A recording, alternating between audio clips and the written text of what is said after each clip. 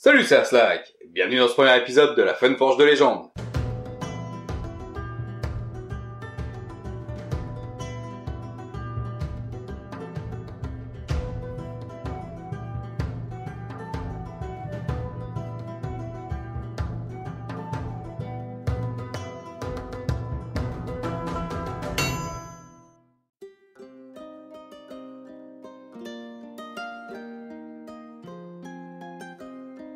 Nous sommes en l'an de grâce 778.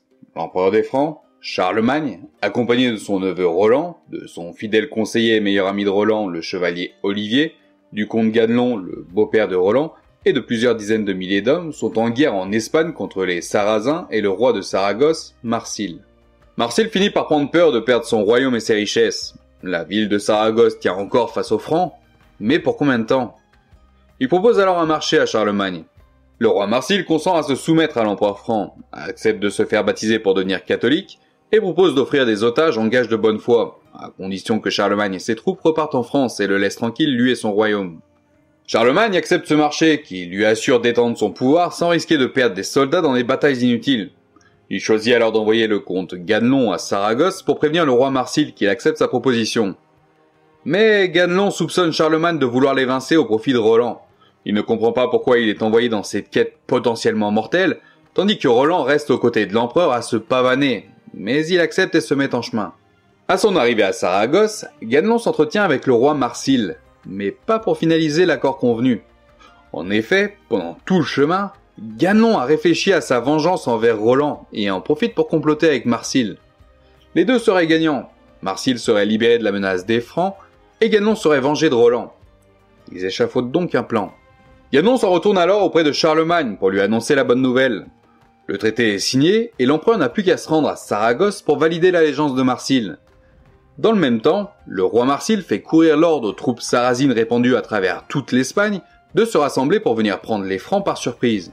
Mais Charlemagne sent que quelque chose ne va pas, et alors qu'il est presque aux portes de Saragosse, il intime l'ordre à ses troupes de faire demi-tour. Il demande alors à ses généraux: Qui donc souhaite faire mon arrière-garde?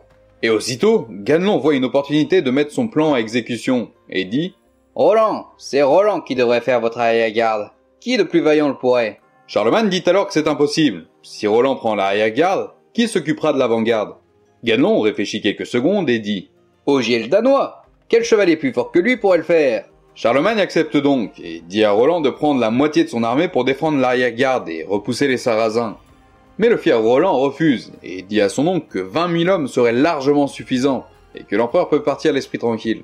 Charlemagne prend alors la route avec son armée, en laissant derrière lui Roland, le chevalier Olivier, et 20 000 de ses plus braves soldats pour protéger l'arrière-garde.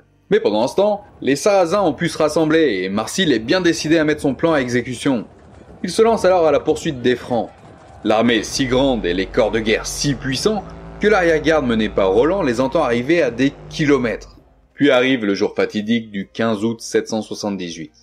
Olivier dit alors à Roland qu'ils pensent qu'ils n'auront pas d'autre choix que de se battre, et Roland lui répond que Dieu est avec eux, et que leur mission est de protéger Charlemagne. Olivier rétorque alors à Roland qu'ils sont trop peu nombreux, et il le supplie de souffler dans son olifant pour prévenir l'empereur de faire demi-tour, pour venir les aider. Mais Roland l'ignore. Il dit alors à Olivier qu'il est hors de question qu'il perde la face en France pour un geste aussi lâche. Il saisit dans le même temps son épée nommée Durandal et hurle qu'aujourd'hui le sang va tellement couler que la garde d'or de son épée s'en verra souillée. Le sage Olivier, entendant les Sarrasins se rapprocher de plus en plus, tente encore maintes fois de convaincre Roland de faire résonner l'olifant pour appeler Charlemagne et son armée. Mais Roland garde sa position. Il refuse d'être déshonoré pour avoir demandé de l'aide face à des hérétiques. Il a Durandal avec lui, une épée sainte que son oncle Charlemagne lui a remis, qui aurait été bénie par les anges. Et Roland lui-même serait allé prier à la chapelle de Rocamadour pour bénir son épée et obtenir la protection de Dieu avant de partir à la guerre. Il en est sûr, cette bataille ne pourra pas être perdue. Les Sarrasins finissent par arriver, les Francs sont prêts et tiennent position. Le premier assaut est une victoire sans grande difficulté. Lors du deuxième, les rangs sarrasins se consolident avec les soldats qui arrivent petit à petit. Mais les Francs tiennent bon. Le troisième et quatrième assaut sont également des victoires. Quelques soldats français tombent au combat, mais le moral est bon devant ces victoires. Malheureusement, le gros des troupes sarrasines arrive au col de Roncevaux, où Roland et ses hommes défendent l'accès à la France, et le cinquième assaut est une véritable boucherie. Des milliers de corps sarrasins et francs jonchent le sol, et sur les 20 000 soldats de l'armée de Charlemagne, il ne reste plus que Roland, Olivier et 60 hommes. Roland, voyant alors la défaite arriver, promet aux soldats encore debout de souffler dans son corps pour prévenir l'empereur, afin qu'il vienne les aider avec le reste de l'armée française. Mais Olivier n'entend pas de cette oreille. Il dit alors à Roland qu'il est trop tard et qu'il aurait dû l'écouter, que tous ces pauvres soldats qui ne reverront jamais leur famille sont morts par sa faute, et que prévenir Charlemagne maintenant serait la pire honte et le plus grand des déshonneurs. Il lui dit également que ce soir, quoi qu'il arrive, leur amitié sera terminée. Roland, contre l'avis d'Olivier, souffle alors dans son olifant. Il souffle si fort que la terre sous ses pieds se met à trembler, et le son résonne dans la montagne sur des kilomètres. Les Sarrasins, apeurés à l'idée de voir Charlemagne arriver pour les écraser, font pleuvoir une pluie de flèches et de lances sur Roland et sur les quelques Francs encore debout, avant de reprendre la route pour retourner à Saragosse. Roland, grièvement blessé par ce dernier assaut, tente de briser sa légendaire épée Durandal sur un énorme rocher afin qu'elle ne tombe pas aux mains des Sarrasins. Mais après avoir frappé de toutes ses forces sur la roche, l'épée ne s'émousse même pas. En revanche, la falaise venait de s'ouvrir en deux, créant ainsi une immense brèche que l'on a appelée par la suite la brèche de Roland.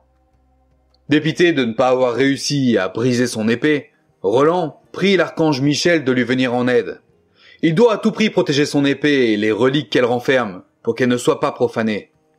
Et dans un dernier élan, Roland jette Durandal de toutes ses forces avant de tomber, raide mort.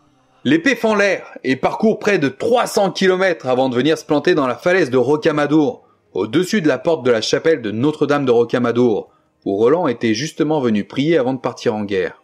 Plantée là depuis des siècles, elle a été délogée de sa prison de pierre en janvier 2011, dans le but d'être exposée au musée de Cluny, à Paris, lors de l'exposition temporaire « L'épée, usage, mythe et symbole ».